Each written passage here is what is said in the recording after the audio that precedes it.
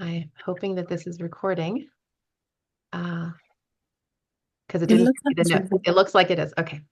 Welcome everyone to the DCHR Brown Bag Deep Dive. I'm Shira Lotzar, happy to be your host today, and I'm excited to introduce my friend and colleague, Dan Kaplan. Dan is a communications consultant, speaker, trainer, all things comms. And I will tell you, you know how we all get these newsletters that pop up into our inboxes. I keep Dan's. Dan has a Fabby Fab. There's the little QR code. Fab.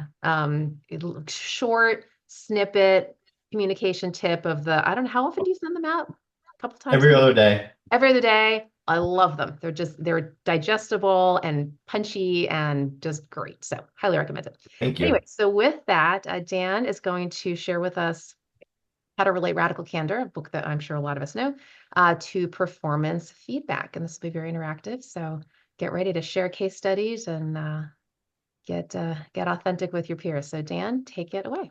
Thank you, Shira. Thanks everybody for having me. I really appreciate being here.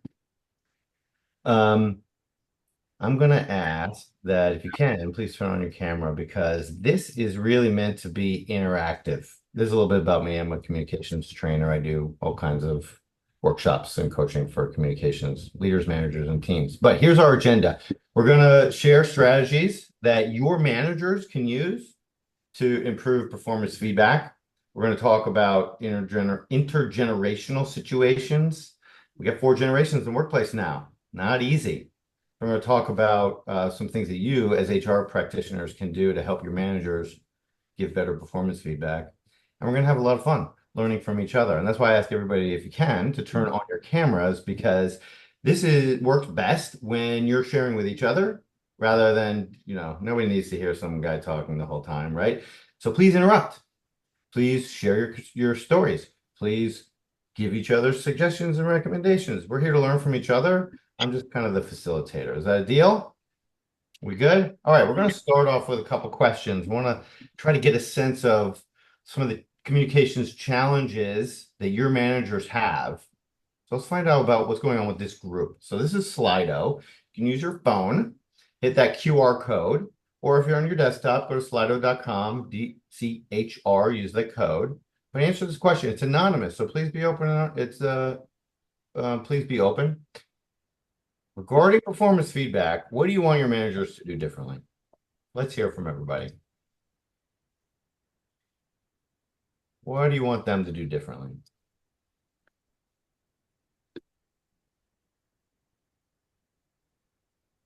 You can also put it in the chat if you want. You shout it out. Actually give feedback. Sure, you're monitoring the chat, right? Yes. Oh, here we go. Okay. Oh, timely feedback. Make it quick and relevant, right? When we wait too long, it has a half-life, right? It becomes old news. Actually do it. Okay, that's a good one. Yeah, all right.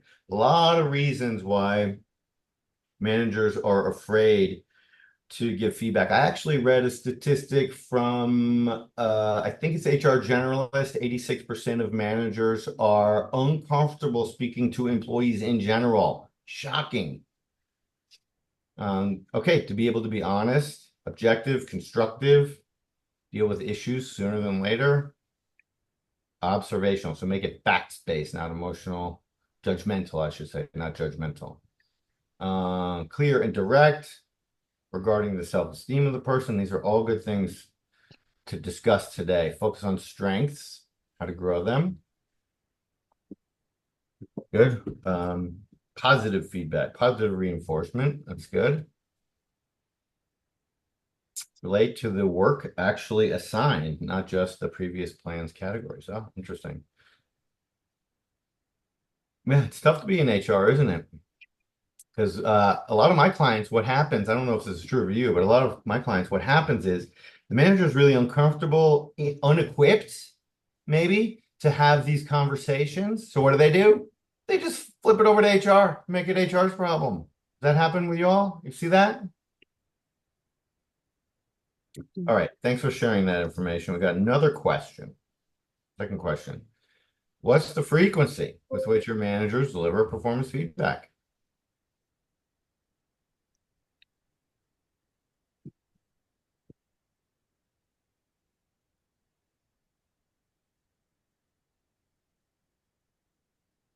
It's okay. Even distribution. All right. Regularly. We got 4 people voted so far. Okay, this is good. Yeah, not good if the only time that an employee is receiving feedback is during their formal performance review, right? Because when it's tied to their advancement and their money, they're not listening. They're not hearing the feedback. Ah, good. Okay, good. Regular one-on-ones. Great. We're going to learn from today from Radical Candor. We're going to hear a story about um, Sheryl Sandberg and how she would build that into her feedback into her everyday workplace conversations. Anybody read Radical Candor yet on this call? Anybody know the book? Okay. Last question for now. What's the tenor your managers typically use when delivering performance feedback? Are they stern? Are they open? Are they wishy-washy? Are they what's the tone and the tenor? Right? It's not what we say, but how we say it. They tiptoe, they're not direct, they're supportive. Yes, it is very situational, it does depend on the manager. Good. Less than confident. Well, that's why I called my company Confident Communicators. Right there.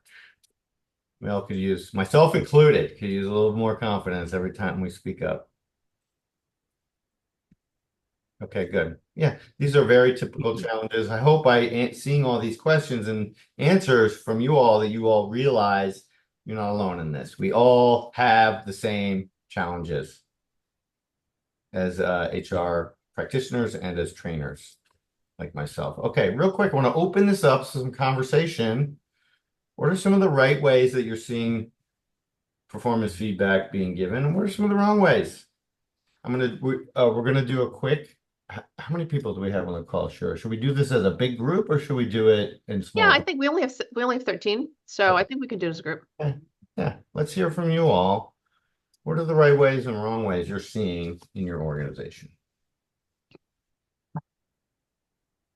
So I do have some managers who are giving it in real time, in their regular one-on-one, and they're very specific about what they're doing. So these are kind of the right ways. They're being very specific about what the action is, and then also asking questions to kind of identify how the person got to this point so that they can figure out whether or not is this situational or is this going to be like a long-standing thing.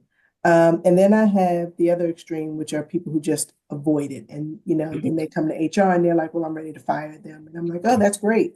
What have you, like, what Yeah, conversations have you had with them? right, right. How did we get here to this point? Yes, exactly. Yeah, okay. Um, Thanks, Tammy. Thank you. Who else wants to share? What are you seeing out in the marketplace in your organizations right now? Veronica? Yes, good afternoon, everyone. What I'm seeing is that people are following feedback models that are great. They're being specific. They're talking about the behavior. They're talking about the impact. But one step that they're missing is inviting the person in to identify what they're going to do differently from their mouth so that there is that level of accountability, so there is that onus for change behavior, and then following it up on what the person doing what they said that they would I do. love that. Yeah. That's the build them up model, right? The formative, help them maybe stumble a little bit and learn from their mistakes. Is that something you'd like to see, Veronica? Yeah. Yeah, Absolutely. one of the things I discuss in my management trainings is like you as a manager, if you often what the dynamic I see is that an employee will not do it right or they won't do it on time, and then the manager steps in and does it for them. And so what I say is to the manager is, well, you know, what's going on for you when you're doing somebody else's job? How does it make you feel, right, about them? And the answer is usually, well, pretty resentful. I get, a lot of problems around. I don't like it. Makes me resentful and angry at them. And then I ask them, well, what does that do for the other person? If you're doing their job for them, what does that say? And the answer usually is, well, my boss will do my job for me. I don't have to, right? It has impacts. I like what Tammy said earlier about asking questions too. Do you all do that of your managers? Ask a lot of questions of them to help them come to the right conclusion. All right, what else? Anybody else? Jillian. Yes, hi. I think it's the accountability piece that always managers stumble over. And I have seen on many occasions where managers, a behavior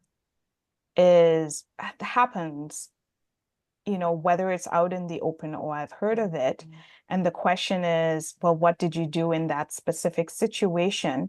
And they shy away from doing the feedback because it's either they don't know how to articulate it, or it's somebody that they don't want to have. They prefer to be the good manager and not the manager Yes. that is holding them accountable. And if we have them, the problem is if we don't even hold those managers accountable for not, providing that feedback to their staff when they see the behaviors in action and doing it in the moment, or even after, you pull them aside and you talk to them, by themselves, it's just a slippery slope. Nobody's going to want to do that, and it will be very difficult, certainly when the situation gets out of control and then they come to HR and say, hey, can you fix my problem? And the problem is that why didn't you give them the feedback in the moment, and why it is Yeah. that it's now HR problem to do your job. Right, So because you wanted to be liked yes. rather than respected, or you wanted even to be friends maybe with your team. Mm-hmm. I see that another place I see this exact same dynamic is with cascading messages. So senior management is, or HR, or somebody is giving a new policy or what have you, and they ask the mid-level managers to communicate that down. And what do the mid-level managers do? They throw leadership under the bus and they say, I'm with you guys. I want you to like me. So I don't know, I disagree with this. And again, what does that do to the dynamic of the team? Mm-hmm. Right? Yeah. Okay, good. And Tammy had a question. Do you find that giving feedback has gotten better or worse since the pandemic? Would love to hear what you all think about that. I know my answer. What do you think?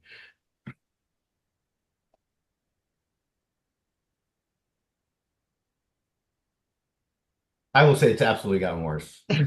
People have avoided it. Yeah. People use the Zoom culture and the behind the screens as an excuse. But also, we're in their defense, we're also much more separated. We don't see each other as humans, and it's not the same as when we were all in the office together and we get to know each other a little bit, smell each other's pheromones, so to speak. I mean, we are a group, we're a team, right? And it's very hard to be isolated and feel like you're culturally a member of a team. These are all things we can talk about today, but what do y'all think? Agree with that? Made it a lot harder. Yeah, I would agree. I think the pandemic caused skill and communication atrophy. So we forgot a lot of the compassionate and um, proper ways to communicate. And so that's kind of filtered over and continued throughout the after effects of the pandemic. So we're still relying on those indirect ways of communicating, even though we now have more direct access. Yeah, yeah. One of the things I agree. One of the things I train managers who are in virtual environments to do is first of all, when you're talking, look at the camera, establish that eye contact, right? But when you're not talking, look around. That's your chance to look around. Look for body language, right? Look for two things. What is downward body language? What is it when your eyebrows go down or somebody's shoulders slump? If they're showing downward body, they're going with gravity, right? What does that indicate? Disengagement. Right. And and the opposite, it takes energy to defy gravity, right? So my ears perk up, my eyebrows go up. I'm letting in more information by opening my eyes farther, right? What does that indicate? Surprise. Yeah, some surprise or perhaps some level of interest, right? So what I ask managers to do is when you're watching, take note. Take note of people's reactions, body language reactions to what's being said. And that's your cue to follow up afterwards. Hey, I noticed on the call that when John said such and such, you seemed really, it didn't sit right with you. Is there something we need to talk about? It does require a lot more conversations. It requires a lot more time and effort, I'll give you that, but it is possible, I contend, to build team culture on virtually. It just takes more effort from the manager level. That's Any a good other? reason to still have a couple of days in the office, Dan, because my last company, they were actually building the computers in the lab there, so people were in the office, quite a bit, and it gives you the ability to do more real-time coaching with your own team Yeah. and feedback or dynamics in a team meeting, whatever it is. Yeah, So, I agree. I mean, to me, there's no substitute for in person. yeah. Amazon's just right this week announced they're going back full time. And my wife is a dean at the Cary Business School. I think they're at 2 or maybe even 3 days a week in person now. What do you all think? Any other strategies to share with the team about this question of virtual connection? Something that occurs to me, we talked about the virtual hybrid, all of that. Look, I'm one of those people that I sit on both sides of the hiring aisle. Like I'll talk to HR and the employer, but I'm also talking to candidates. I'm also talking to coaching clients. I mean, I'm talking to job seekers. And a lot of those folks, I know, because they're your employees, right? They'll say to me, oh, like Amazon, oh, I can't believe they're bringing me back in. Why can't I just do my job? What is it, right? And a lot of people are feeling like it's artificial or it's forced or it's whatever. It almost seems to me like, even Sue, to your point around the collaboration that happens, just even having that 1 or 2 days a week. I think that if we can spotlight what's working when it's happening. See, everybody, look at this. Look at the energy that's happening around the table right now. I want you to get a feeling of this. This is exactly the reason why we really encourage a hybrid environment. It's for the synergies that are happening around this table that we just can't get. And then I hopefully that'll affirm to them and make a synergist, like a connection as to why you're bringing them back in. Yep. That's great. That's great. Can I make a parallel between that and something Patrick Lencioni says in the 5 dysfunctions of a team, if anybody's familiar with that model? He does the same thing when people are having healthy disagreement, right? They're getting into the issue, it's getting uncomfortable, but they're still sticking with it and they're disagreeing respectfully. He stops them and he says, this is exactly the kind of disagreement we need to be having. So everybody can see that, and they look at him like he's what are you, a kindergartner teacher? I'm not a child, right? But that positive reinforcement in the moment of the behaviors that we want to be seeing, totally agree. Very, very powerful technique.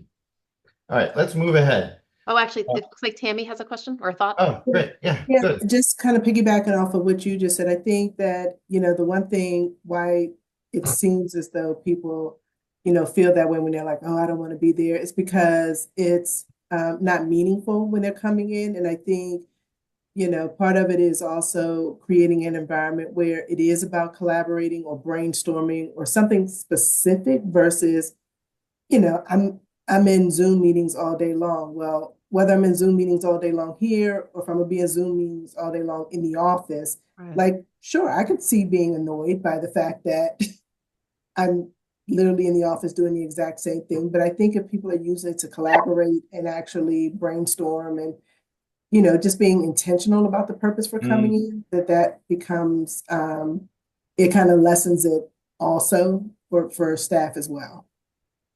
I love that word, intentional, for everything.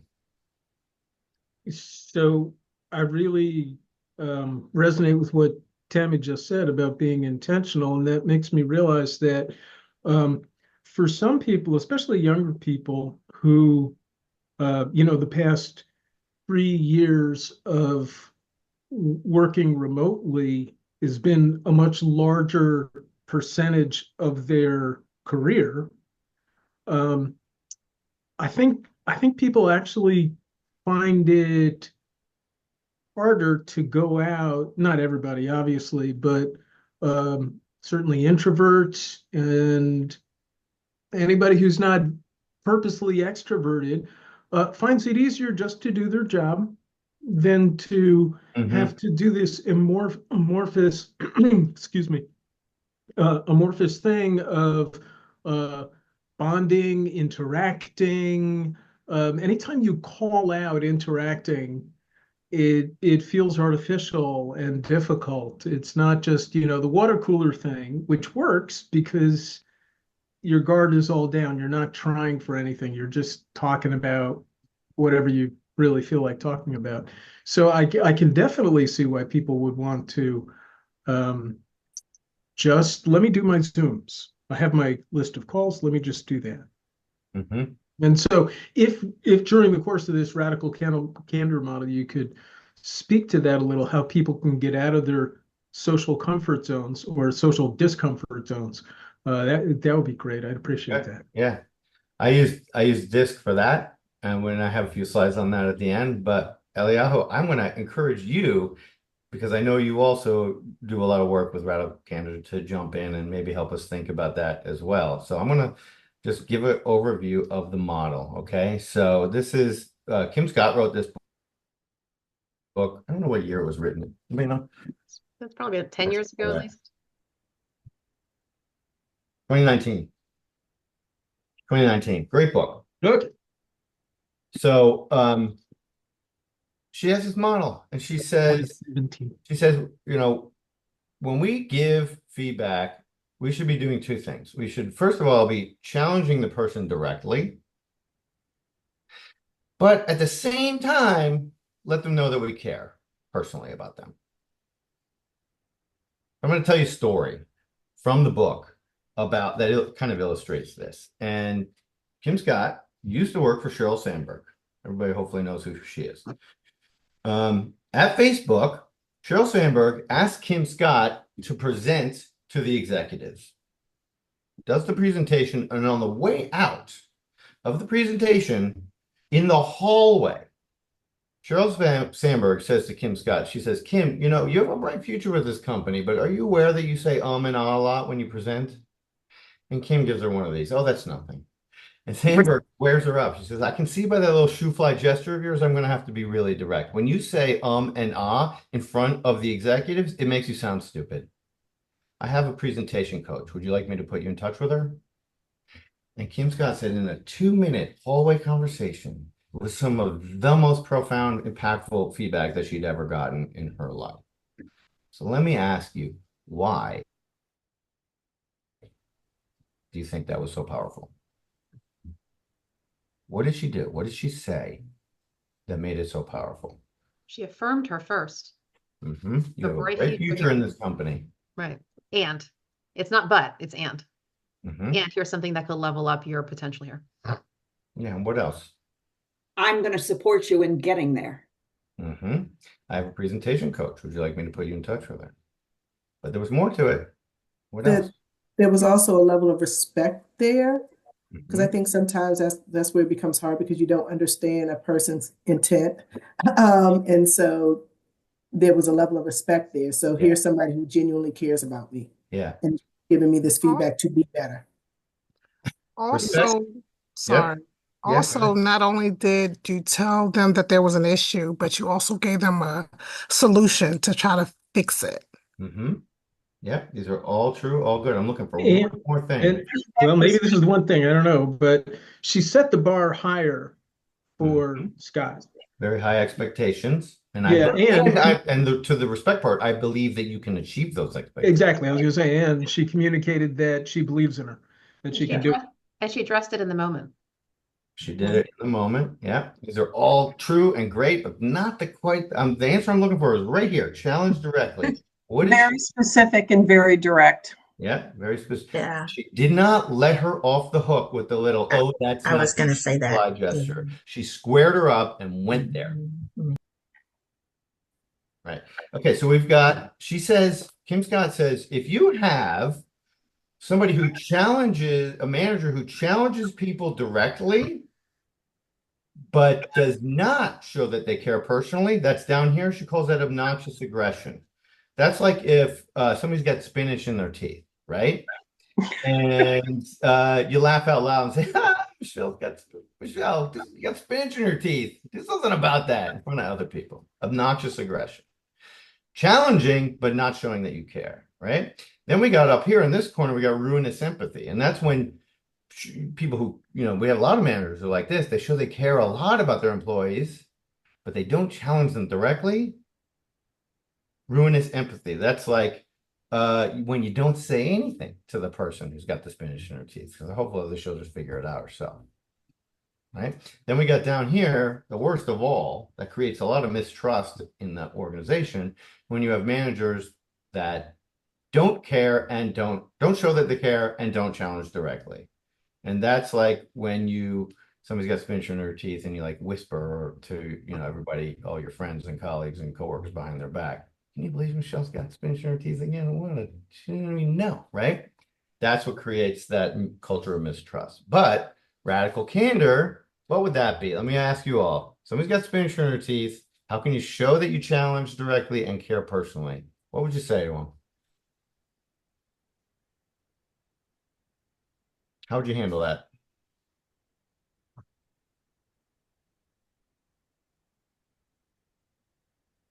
Oh, Jane, I know you're going into the meeting. Listen, just want you to know you probably want to take out that spinach from your teeth. Yeah, take her aside. Don't do it in front of other people. Right? Yeah, good. That's the model. That's it, the whole book. All right, I've got to do a couple other tips and strategies and share some other things that I've found very valuable and the managers in my trainings have found valuable. Starting with, before I do that, sorry, I've got some examples here. Okay, so we got a missed deadline. How can you show that you care personally? How can a manager show that they care personally, but challenge directly? What kind of language can they use if the employee missed a deadline? I know you've got a lot going on. How can we make sure that the team is aware when we might not be able to hit a milestone so that either we can give the coverage that's needed or that you've got the support to get it done? Right. Yeah, that's really good. Good. You're challenging, you're calling out the issue, and you're being solutions oriented. Very good. You're not letting them off the hook, right? I notice you missed the last 2 deadlines. I'm concerned. It affects the whole team's progress. There's something going on. How can I help? Exactly. How about this one? Oh, never mind. Somebody's kind of dismissive with their communication style in a meeting. They're kind of maybe dismissive of somebody else, or at least perceived that way. What might a manager say to them, to that employee?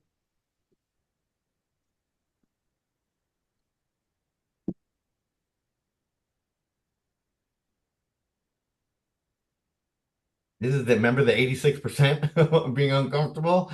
But is this not a manager's job to shape the team? Well, you'd want to say to the person, either depending on, Claudia, great question, Chase.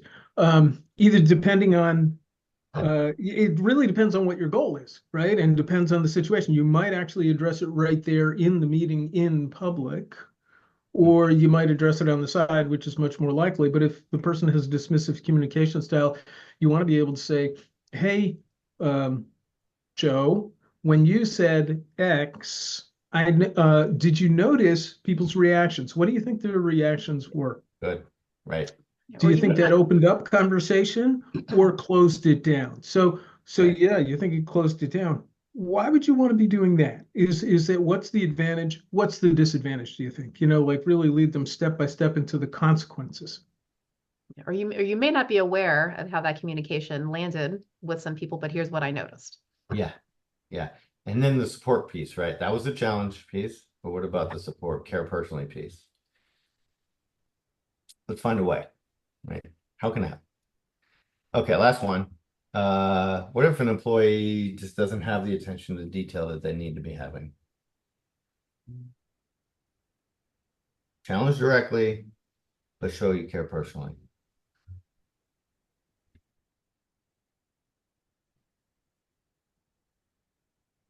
How about this? I noticed a few errors, such as examples. I know you're capable of high quality work. That's the high expectation part, right? But here's the impact of those mistakes. I want to support you. Is there something I can do? Let's figure out together, et cetera, et cetera. Okay. All right. So here's the tips that one of them, really important one.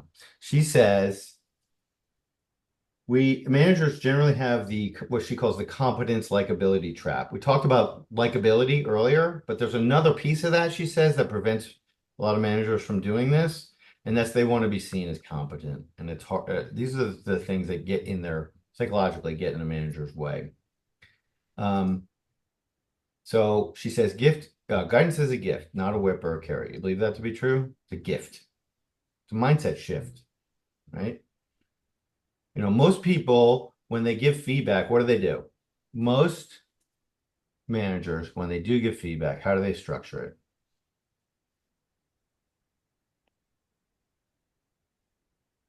It's a sandwich. Yeah, It's right? a shit Tell them something we sandwich. like, tell them something we don't like, and then tell them something we do like, right? I call that the shit sandwich because people can see that coming a mile away, right? And usually the bread has nothing to do with the meat, right? There's a better way.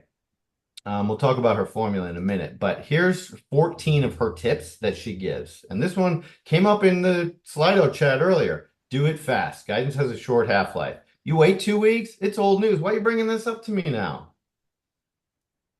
Say it in 2 to 3 minutes between meetings. It does not have to be a big sit-down deal. It can be just like Sheryl Sandberg did after Kim Scott presented to the executives. She says, keep some slack time in your calendar. Don't save it for the performance review. We all know what happens when the only time somebody's getting feedback is during the performance review. Unspoken criticism explodes like a dirty bomb. What does that mean? What happens inside you as a manager if you don't say something? The heat gets turned up. It's like you're sitting in the stew and you're getting more and more angry or frustrated or annoyed. And because I can't think of what that word is I was going for, but it just builds up. I love it. I love it. Yeah, absolutely true. And there's really science around this too. People who communicate well and express their leads have better express their needs, have better health outcomes. Now I can't think of the word. Focus Actually, on the along those behavior. lines, actually, Claudia mentioned in the chat, has there been any research validating the radical candor approach? I think you just alluded to one piece of it. Yeah, I don't have an answer to that. Does anybody? I don't know. I can tell you, I know it's been abused and misused, and some people have taken away from it a license to be jerks. Just being radically candor. Good question. I don't know the answer to that. That's a question. From what I remember, she gives examples all from her own experience of, the diamond company that she had and the people who she's supervised and who have supervised her, and oh, look, don't they do it great? In her book, I don't see any references to studies. Good. Okay. Number 6, she says, focus on the behavior, not the person. In that story I told, Kim Scott, Sheryl Sandberg did not say, you are stupid. She said, it makes you sound stupid. Do it in person, or at least on one-to-one on Zoom, so you can see each other's body language. Do not reply all. Thank you. Praise publicly, criticize privately. Why are there 2 asterisks there?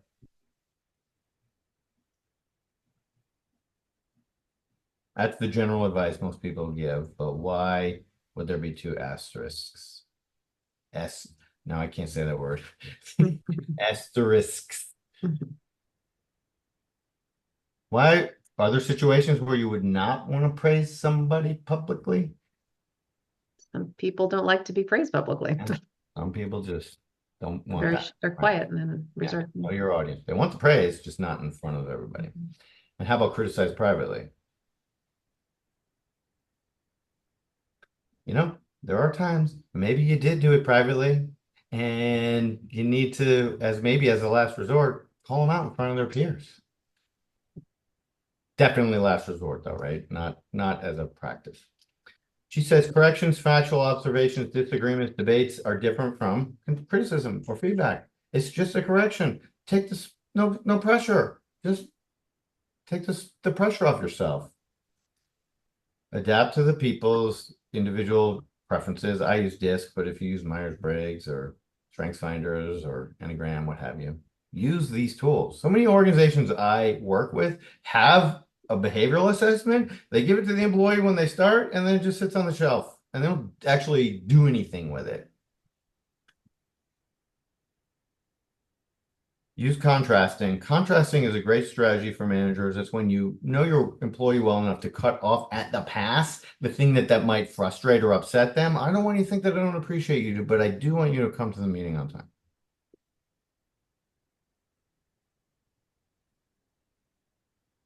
And prevent triangulation. This is a big thing. An employee comes to you as a manager and is complaining about another teammate. And you, as the manager, are nice and you want to listen. So you listen to be nice. But what happens when you listen to somebody complain about another employee on your team? What happens?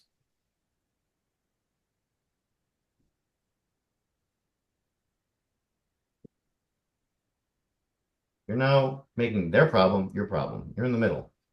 And she says you're not a shuttle diplomat, you're a boss. Step one, ask that person, well, have you tried talking to them about it? I want you to go do that. I can help. How can I help you have that conversation? So I'm still being supportive, but I'm not making your problem my problem. And look, if you try that and it doesn't work, then the three of us will sit down together. And if that doesn't work, then it goes to HR, but not before those two things are attempted. I think that's a great strategy.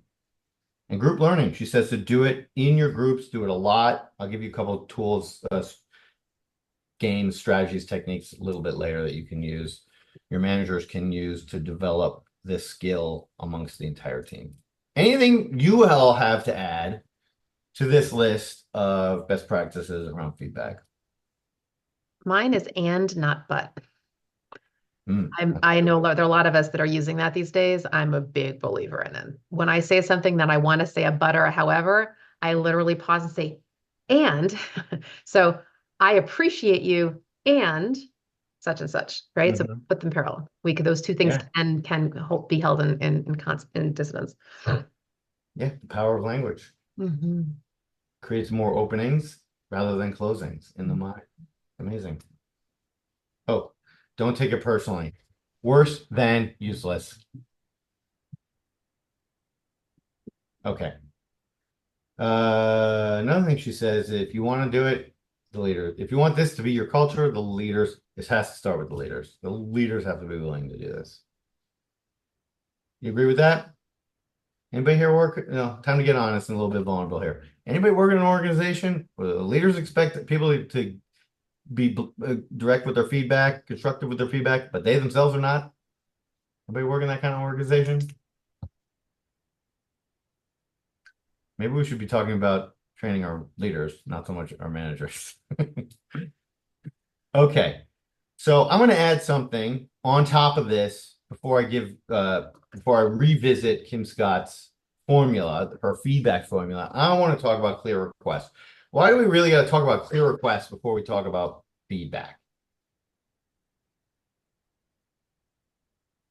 Why do we talk about clear requests? Can't hold somebody accountable to something that they don't clearly know that they are accountable for. Bingo, right. The best feedback really should end with asking the person to start or stop behavior.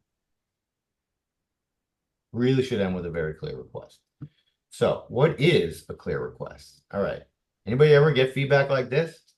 Or request like this? This is a request masked as a, I don't know, command or vague. What's wrong with this? What's wrong with this request? I know that I'm doing something wrong, but I have no clue exactly what I'm doing wrong. Yeah. So I can't fix it. Yeah. Right. The behavior. Yeah, exactly. Teamwork means something different to you than it does to me. And this is not focused on behavior, right? I don't know who said that, but well done. This is the problem.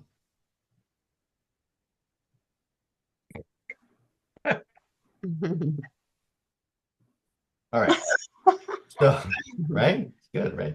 Okay. We're going to use a formula called clear, positive, doable. And this is from Marshall Rosenberg, Nonviolent Communication. Okay, so he says the best requests are CPD, clear, positive, doable. What does this mean? Clear. Clear means you're asking for a start or stop behavior. Okay? It is clear.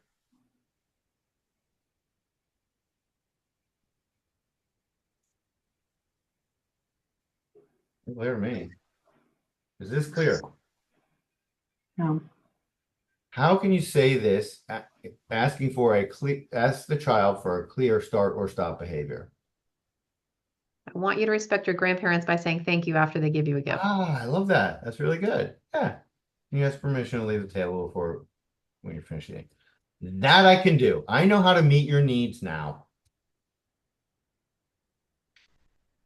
Okay. Positive language meaning asking for what you do want rather than what you don't want. If you're going out to get ice cream and I say, hey, don't give me vanilla, you're going to meet my needs? Nope. Maybe. Probably not. Instead of the manager saying, don't spend so much time on that project, what should they say? Spend this amount of time. Yeah, spend 3 hours or Do that instead. or you work on that. Yeah, so ask for what you do want rather than what you don't want. And finally, make sure it's doable by the other person. Don't take it personally. Perfectly valid request. Totally valid request. But is it doable? Tough one. How would you say this so it's doable? Tough one. When in advising people not to take things personally, it's helpful to take the focus off the person you're talking to and to put it on the person who said something that they were taking personally. So think about what it's like to be in that person's shoes. What did that person have in mind? You know? Yeah, that's interesting. I like that. What are that person's challenges? Yeah. And what I had in mind was the next time you receive criticism, can you reflect back what you heard before reacting? Oh, okay, I can try. At least I can try to do that. Sure. All right. What's the most important word to use when asking for something? Please. Disavow yourself of that belief system. Not a bad word. I'm not saying it's the wrong word to use. Can. Can. Good word. Not the word I'm looking for. I've already heard it once on this call. Would? Because. Mm. Give the reason why. Mm-hmm. Give the reason, with a business reason or the personal. When give the reason why, tell me why and I'll comply, right? Being understood, knowing these things, basic human need. There's actually a lot of science behind this. 1978, Harvard University did something called the copy machine study. You can look it up. Back when we had Xerox machines, the research with a stack of paper. Anybody know this one? Stack of paper, go up to the person who's making copies at the copy machine, say, excuse me, can I make some copies? Did not give a reason, didn't give the because. What do you think the compliance rate was? Sure, go ahead and make some copies. What do you think the compliance rate was? 63%, 64%. Then the researcher went up and gave the why. They said, excuse me, I'm in a rush. Can I make some copies? What do you think the compliance rate went up to? 93, 94%. Okay, 93%. I may be getting numbers wrong by one. Okay, here's the weird thing about this study. They did it again, but they gave a bogus reason. This time the researcher went up and said, excuse me, can I make some copies? Because I have to make some copies. What do you think the compliance rate? I'm more important than you. That's what that says. Yeah. Compliance rate only went down by 1% to 90, 92, 93%. We are hardwired. We're part of a tribe. We are wired to look out for the people around us, to protect them so they can protect us. This is part of evolutionary biology. We need to know the reason why. Tell me why and I'll comply. This is a good one I do with a lot of managers. You don't have to agree or disagree. There's alternatives. When you hear something, some feedback you don't necessarily agree with, you have alternatives. You can acknowledge it. Thank you very much. Appreciate that.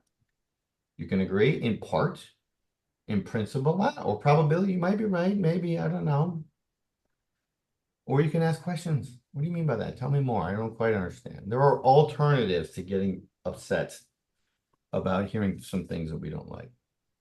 And my favorite is if somebody's giving you really judgmental feedback, laden with judgmental language, you can jujitsu them and just turn their terrible feedback into a clear CPD style request. Are you saying that you'd like me to come to the meeting on time? Really powerful technique. Okay. So here's the formula, the feedback formula that I teach in my workshops, and you can use if you're gonna use some training or give some advice to your managers. But 4 steps: signal something's coming. Nobody likes to have a ton of bricks dropped on them, right? Can we talk about coming late? Can we talk about your tardiness? Can we talk about your coming to the meetings on time? Explain the impact of the behavior. This is the non-judgmental language, right? This is just the facts. When you're late to the meeting, I get frustrated and it sets everybody back.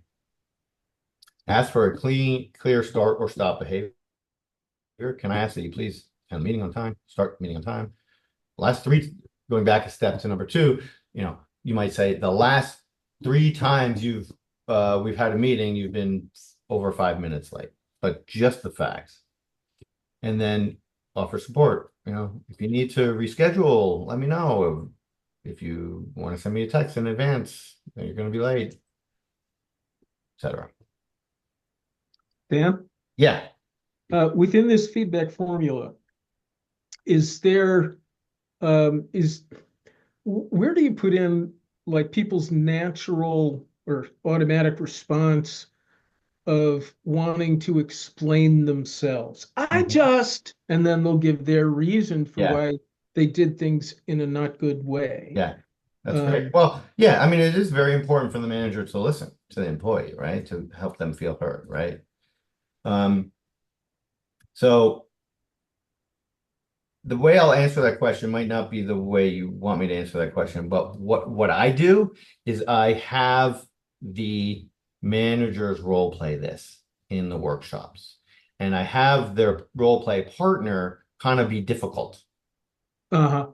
So that they can just build that natural skill, because there's no direct, clear answer to your question. It depends on the person's style. It depends on the flow of the conversation.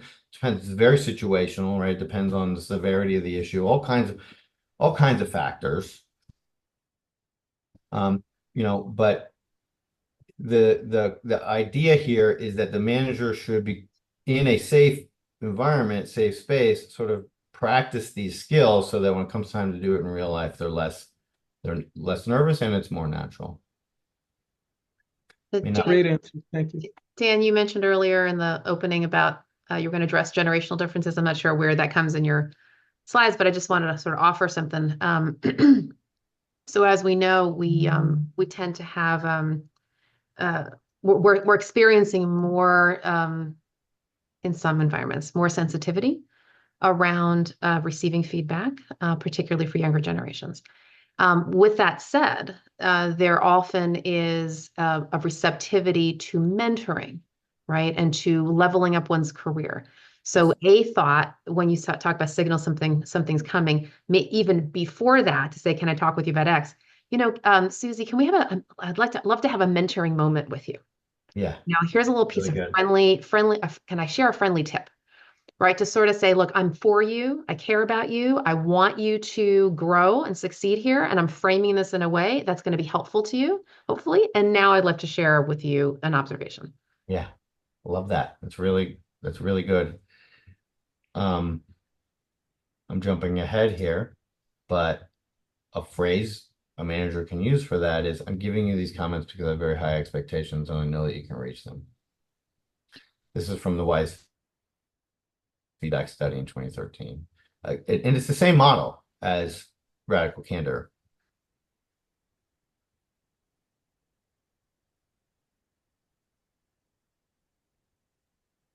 You want me to dive in a little bit as to why that works?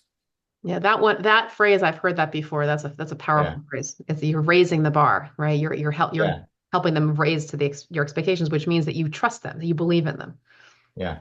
But there's something else going on here too. And if you want, I can dive a little bit into the psychology of communication. This is from Charles Duhigg's Super Communicators. Amazing book if anybody wants another book recommendation. But what he says is that, and this is in communication in general, most of our conversation happens at the level of the content, right? The issues, the problems, the working stuff out. But where's the meaning happen? Oh, it's always below the surface, right? That's the meaning of the iceberg, right? What is above the water is just the content, but all the interpretation, all the misunderstandings, all the meaning happens below the surface. He says there's actually below the surface, there's actually 3 conversations going on at any one time. He calls it the under conversation. The first one is the practical. What's this really about? Is this about the fact that I didn't text you back? Like, is this about the fact that you're, a over-competitive jerk? Like, what's this really about? That's part of what both parties are thinking in any conversation, either consciously or subconsciously. The second part, the second under conversation is the emotional, what he calls. How do I feel about this? How do I feel about you? How do I feel about myself right now? That's something that everybody's always also trying to figure out during any conversation is, how do I feel about this? And the third conversation, the third under conversation that's always happening when we communicate is the social. Who am I to you? Right? It's power and proximity. All relationships are these two dynamics, power and proximity are constantly in flux. Who's got the power in the relationship? Who's getting, even if with a boss and an employee, I'm getting one edge up on you. Who's got the power? Where is the power line in the relationship? And the proximity? How close or how far apart are we moving? Because those are always changing. Are we getting closer together, more connected? Or are we moving farther apart from each other, more disconnected? And what he says in the book is absolutely fascinating. And to Shira's point, when you can, at the start of a conversation, kind of set the agenda and signal an answer to those 3 questions. What was the phrase you used, Shira? She might have stepped away for a moment. Might have hopped off. I think she said something like, can we have a mentoring moment? I want to share some things with you. When you do that up front, you're answering those 3 questions. What's this really about? How do I feel? And who am I to you? You're getting sort of a lot of that, all that mental energy that's going to for the other person to answer all those 3 questions is kind of letting them focus on you and the issue. I just find this stuff fascinating. So Dan, could you repeat that reference to the last book you said was so good? Super Communicators, Charles Duhigg.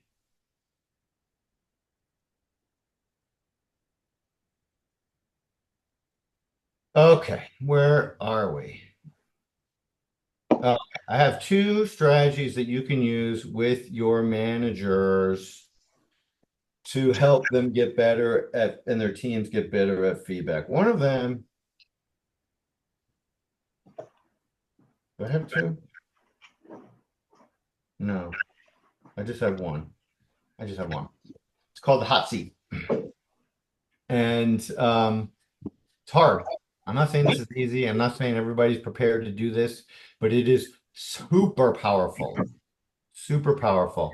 And basically, on a regular basis, teams should all go around the room and everybody should, and one person's in the hot seat, and everybody should share one thing that they appreciate about that person and one thing they want them to change. And man, when the leader goes first, what happens? They're signaling to everybody. Look, a leader all day long can say, I want you guys to tell me directly, give me your feedback, right?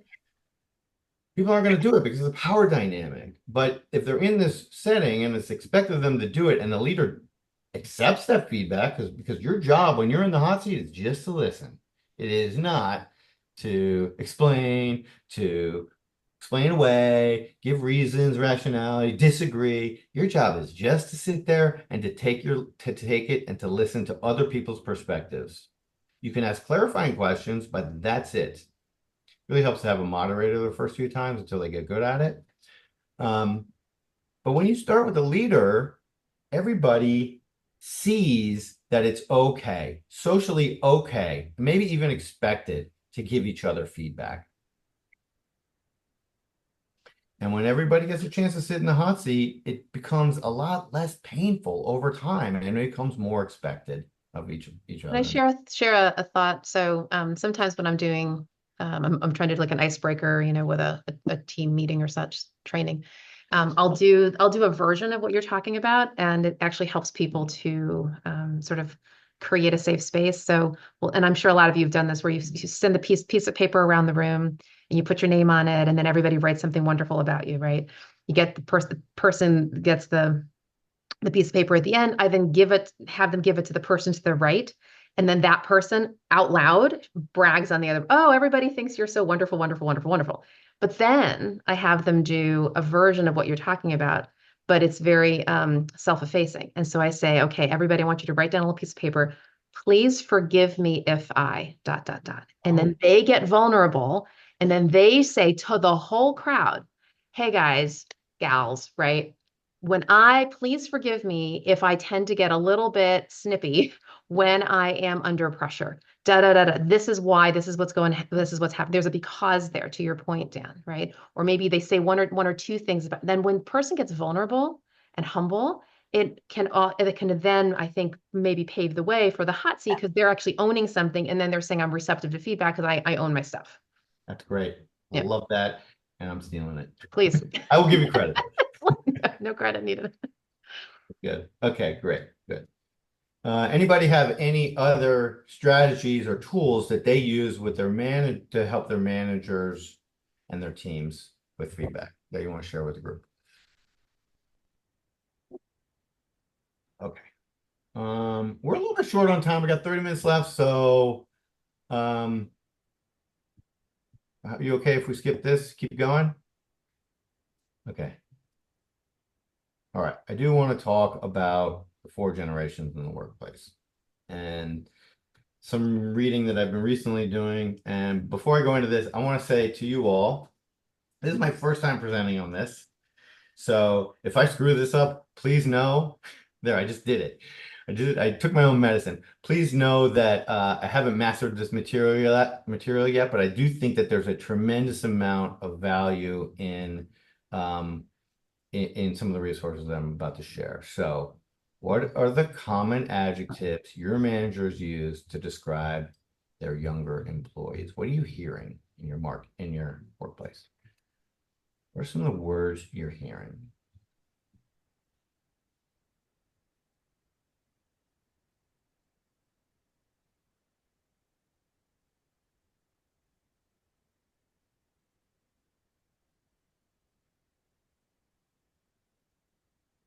Entitled, no work ethic.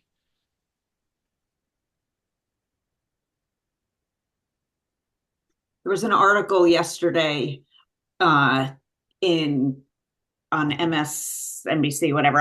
I can put the link in the chat about people who are hiring and firing Gen Z employees like within weeks or months after hiring them, because they just feel that they are never got the professionalism that they wanted. I'm not sure that I'm experiencing it quite like that, but I did think that it was an interesting article also as a parent. I would love to read that if you could. Yeah, I'll put it in right now. Thank you. Yeah, I'm not surprised. But as I'm about to share, I think a lot of that It's BS. Yeah, a lot of that has to do with us and the older folk, the older generations. and our complete misunderstanding of the psychology of younger people. Okay, entitled Unloyal, Uncommitted, Unrealistic, No Work Ethic, Too Social, Inexperienced. I hear all of these things and worse. All right, so this is from David Yeager, 10 to 25, The Science of Motivating Young People. I've read a lot of books on this topic, and this is the best one I've read so far. He says that mentality of all those adjectives that we just saw comes from this idea. He calls it the neurobiological incompetence model, but it comes from this idea that we all think, oh, young people, their brains are not developed until they're 25, 26. And when we have that mentality of the young people that we work with, that their brains are not developed, that causes us to jump to a lot of conclusions, to get really frustrated with them, and to completely misunderstand their needs and what's going on for them. Okay, so I'm going to tell a quick story. 1998, there was a big tobacco settlement in Florida. Anybody remember this?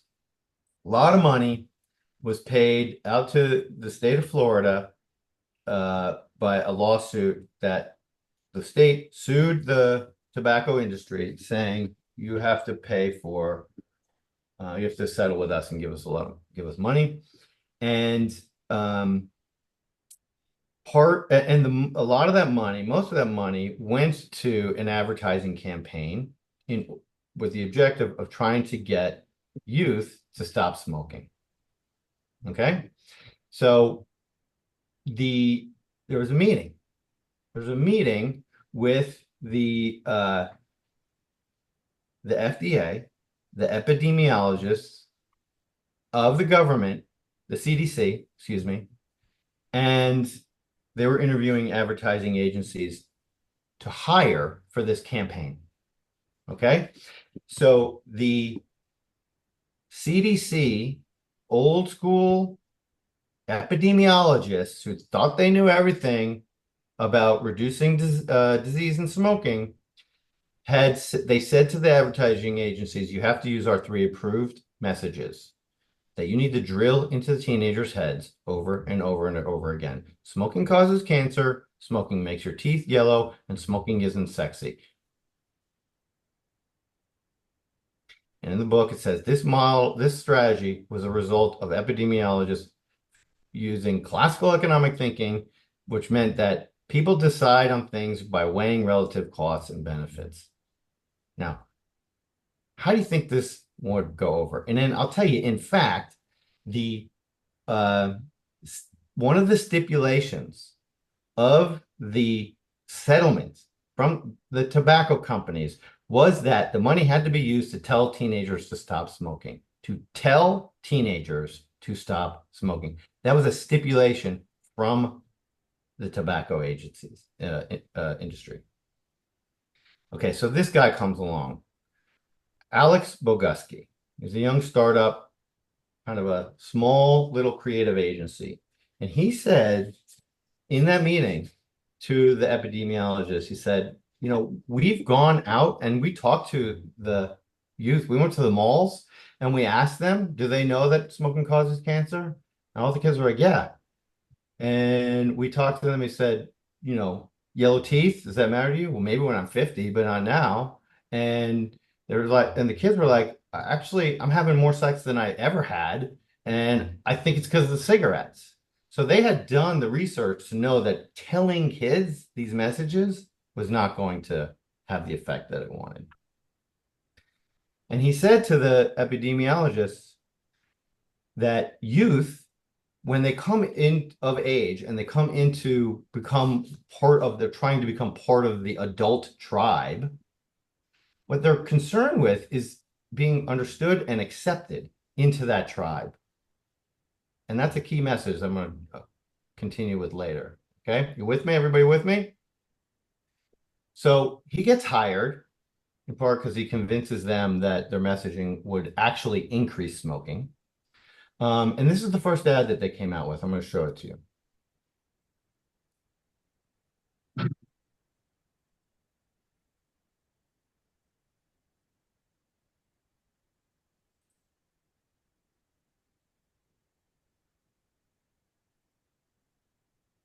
Dan, is there audio with this? Dan, we don't hear any audio.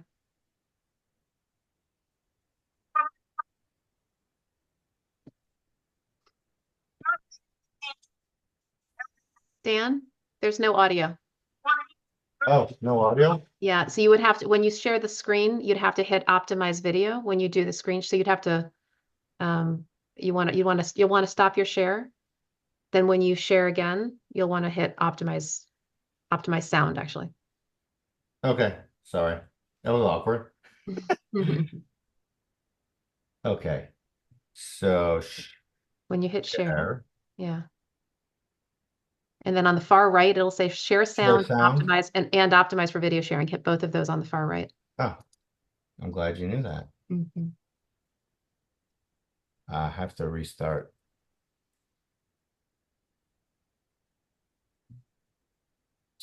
Well, we're a little short on time. I'm gonna send the ad, or I'll send the everything around. I apologize. I didn't really realize that.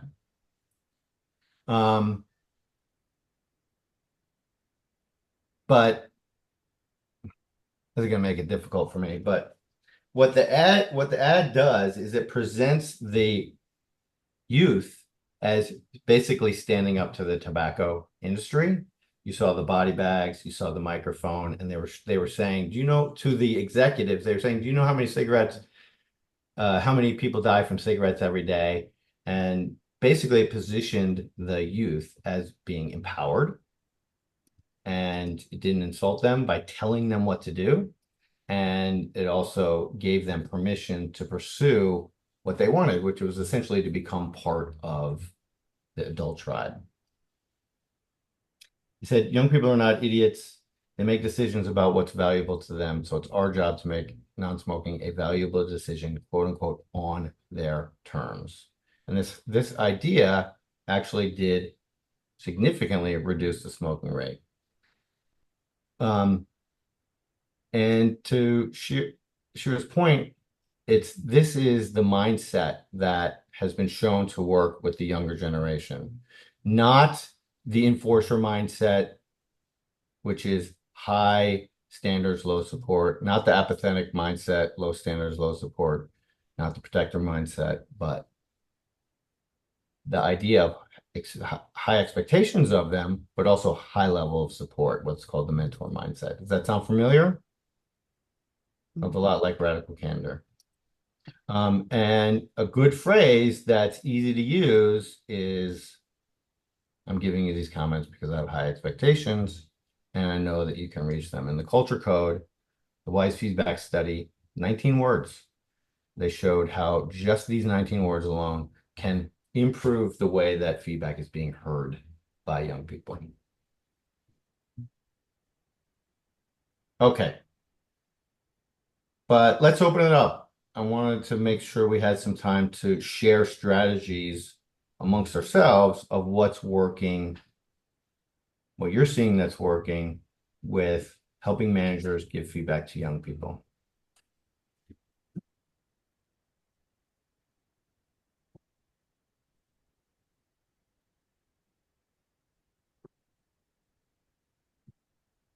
For some managers, I feel that, or some combinations, it has been the working alongside them, which isn't always the manager's preferred style, at least I've seen, but kind of, I'm just gonna say, carrying them through further along in a process or a project than what maybe the manager had initially intended to just make sure that the staffer is feeling more comfortable and is able to move forward. Side by side. So what does that look like, Tammy? So it's for the managers where I see them doing it most, they're setting up workshops with these individuals on a specific project. And so it's normally the manager kind of showing and then having the person kind of show them back, I guess I would say, what they've learned in that process, and then giving them a homework assignment so that then the next meeting that they have, would then, kind of get them in the cycle of doing it to see if they're, how they're So feeling. it's like sort of like a debrief job after each feedback. milestone. Mm-hmm. Interesting. Which can Okay. be very time consuming also. Yes. Yeah. What else? Who else wants to share what's working? Thank you, Tammy.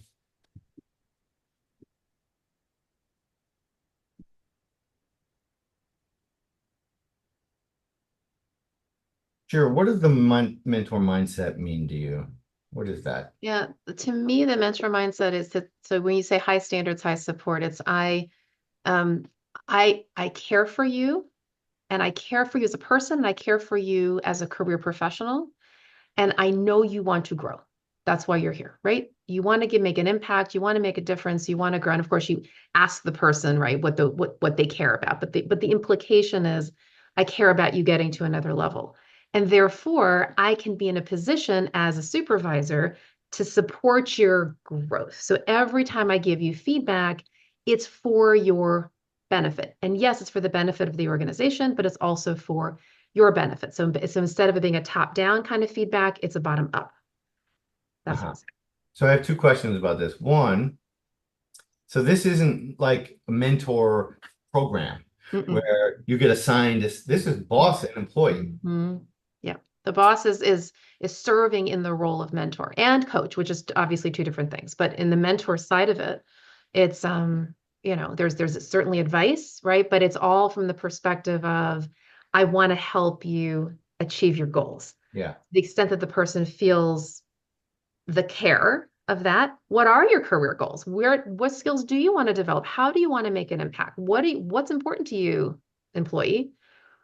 When the supervisor understands those things up front, and I'd say all the way back to the hire, you can actually use that model within, I do this myself in recruiting. You ask candidates, right, what are the skills they want to grow into? And then you weave that all along in their onboarding and their training and in their growth path, and you do check-ins, that all along they see, I care about you as a person, not just as an asset, right? I don't just care about your productivity, I care about you personally. And if that's consistent throughout, then every time feedback is given, there's an understanding of the support. The radical candor is a given because the care personally is all there, always there, all throughout the journey. Yeah. Okay. Second question, harder question. Since we are not the managers on the call, we're the HR folks who are here to support the managers.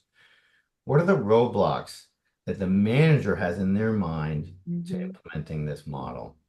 Are you asking me or asking the team? I'm asking the group, and what are the roadblocks and how can we help them overcome those roadblocks? Because I agree with what you said, but it ain't easy. It is Correct. It's not natural, especially when what's emphasized oftentimes in organizations is productivity and results and metrics and KPIs, right? Then how do you balance that with the care personally? Yeah, and especially when the manager is also in the same position, they are being measured on their productivity. And while there's a sense that managers that they have to be a good team player and they have to have good soft skills and emotional intelligence and probably be good at coaching, I don't know how many managers in how many organizations really have metrics that are applied to them that show them their progress in being a mentor, right? Or in professionally developing their own staff. Rather, the metrics that they're probably judged by are, the amount of output, on-time delivery of product or service, how they get their team to do it. And if, this kind of mentoring and coaching relationship is their technique, well, great, but I don't really care. What I care is, are you getting the job done that your department is supposed to get done? So there's a conflict that a manager is going to have when you ask them to take the kind of time to coach and be a mentor that it takes, because that's a long run result that they're getting. It's not a short term result. So really, tough organizations have to put into place supports for the manager to say, yes, we're going to measure you also on long-term development of your staff. Uh-huh. Ooh, a lot. That was a lot. Sorry. Okay. No, I'm trying to process it myself and putting myself in everybody's shoes on this call. I'm thinking that's a sell. You got to sell that, don't you? I was coaching somebody yesterday who's a project manager, and he just lost his job because it's a government contract. And we were talking, I was writing his resume, and we were talking about his stories. And one story after the other, he was talking to me about how he does this. He coaches people and cares about them. He's a project manager. I mean, you want to talk about KPIs, right? But he's got this real sensitive spirit. Anyway, he got, the contract ended and he moved on. He said he is getting call after call after call from these Oh. remaining employees.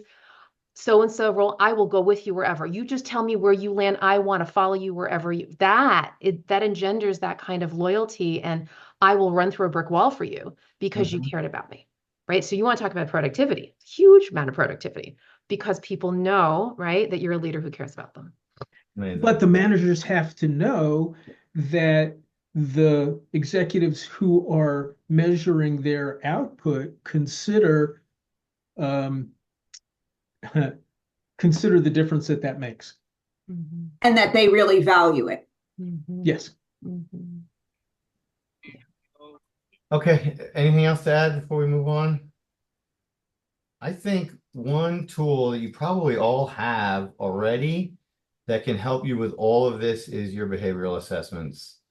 I imagine most of the people in this group use, Myers-Briggs or DISC or Enneagram or Strengths Finders. And I use DISC, so I'm going to talk about that briefly. But what I found is that a lot of organizations don't have these tools, that do have these tools, don't actually leverage them to help managers understand the needs of their employees. So there's 4 different DISC styles, the direct communicator, we have the influence style, the D style, they're the direct communicator, the people who may say things super directly, more focused on results than emotions. We have the I, the influence style, the upbeat people. Don't bring me your negativity, right? These are the folks who, though, at the same time, might not think through all the details. They're going to dive into the project immediately and figure it out as they go. Ready, fire, aim. Then we got the steady style. These are the people who are a little slower paced, more thoughtful. We checked in with Tammy. Is Veronica on board with this? Is Michelle okay with this before we move ahead? Like, make sure everybody's on board before but they can slow things down, and they also can be a little bit more sensitive, oversensitive even. And then we have the conscientious style. These are the people who have to get their head around the whole problem. You know what? I'm going to read that 500-page report. Then I'll tell you what I think, or I need the agenda. I have to think about what I'm going to say in the meeting before I get in there, right? Kind of people who are much more comfortable closing their door working on a spreadsheet than going to a networking event, right? So when we can understand the different communication needs and priorities and styles of the people that we work with, all the things that we've been talking about today come a lot easier. For example, we can just understand how to frame things for different people. If you're talking to a direct style communicator, you want to convince them, talk about the results that it's going to get. If you're talking to an influence style communicator, kind of be upbeat, friendly, let them talk, chit chat a little bit, make that personal connection. S style communicator, you have everything you need. How else can I support you? It goes a long way. And the C style conscientious communicators, they're going to ask a lot of questions. Don't get put off by that. They're not doing it to slow things down because they want to get it right the first time and not do rework. We can understand people's behavior during conflict. A direct style communicator, if they're calling out problems, we've all been in a meeting where somebody calls out a problem and everyone's like, what a jerk, right? But that actually is a healthy conflict behavior of a direct style communicator, to call out the problem so they get through it as quickly as possible to the solution. But when that person gets insensitive, impatient, creating a win-lose situation, you know that they're not feeling safe in the conversation. That's your opportunity to say, hey, is everything okay? Should we take 5? What's going on? Really valuable skills for managers. How we deliver feedback, it depends on the person, right? that style person, slow it down. Be prepared for a little sensitivity. Be sincere, build rapport. C style person, keep it to the facts, right? Direct style person, just keep it the bottom line. I can take it. So how you, it's not what you say, but how you say it, right? And I will send around a little cheat sheet if anybody wants it. It's a pretty easy little way to quickly to understand somebody's style and how to adapt to them. All right, we got a few minutes left. Let's talk about key takeaways. What might you do differently as a result of our conversation today?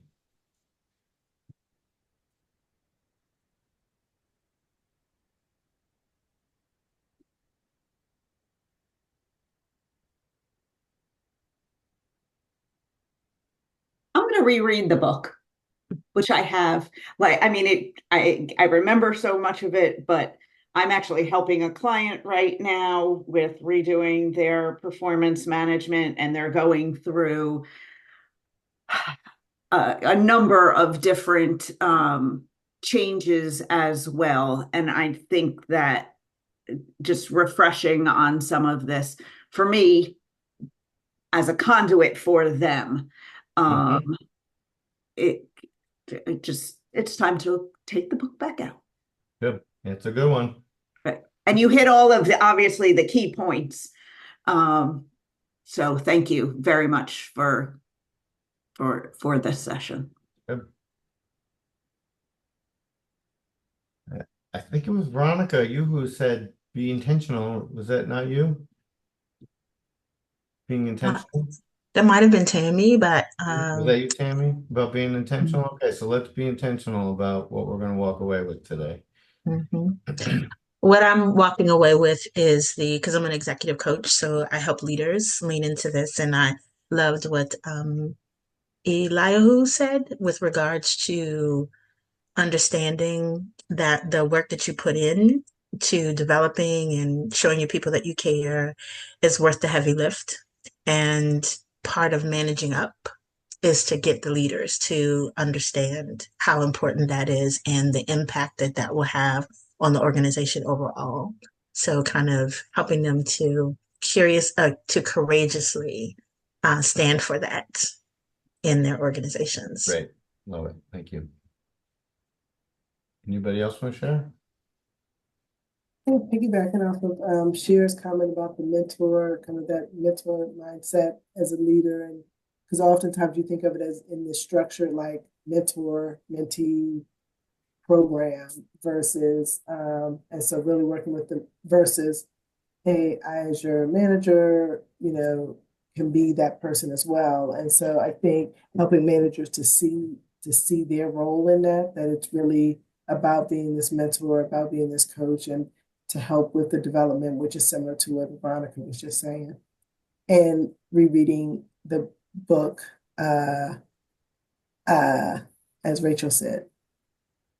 Tammy, I got to tell you, speaking of books, I've never seen so many books in my life. It's behind you. That's pretty impressive. Thank you. I wish I could say I have read them all, but what happens oftentimes, or some of the time, because many of them I have read, but is like you did on here, like Culture Code, Radical Candor. Somebody will bring up a book and I'm like, okay, I'm going to get it. So that then when I'm ready to read it, I have it. And so it's like, oh, okay. Like right now, I'm reading this book called No Ego by Cy Wakeman. But anyway, that's a whole nother conversation. No Ego. Yes, wrote that down. Which is a great somebody about removing ego from communications, which actually ties nicely with the Radical Candor approach. I just wrote that down. Thank you. All right. Thank you all. Appreciate your time. Sure, you want to close this out? Yeah, thank you, Dan. Round of applause for Dan. Appreciate the timely and practical feedback. So thanks for everybody for joining us. We are going to have another one of these deep dives next month on October 25th called Banish Burnout. It's an author who's going to be talking about that. And actually, I'm going to be sending out, as per usual, the recording. And Dan, if you can send me your PowerPoint, I'll attach that with the... yeah, and I'll include a link to sign up for my 2-minute tip too. Yeah, that'd be great. Dan, quickly, do you want to put your email address in the chat just in case anybody wants to quickly follow up with you? Sure. Dan@confidentcommunicator.com.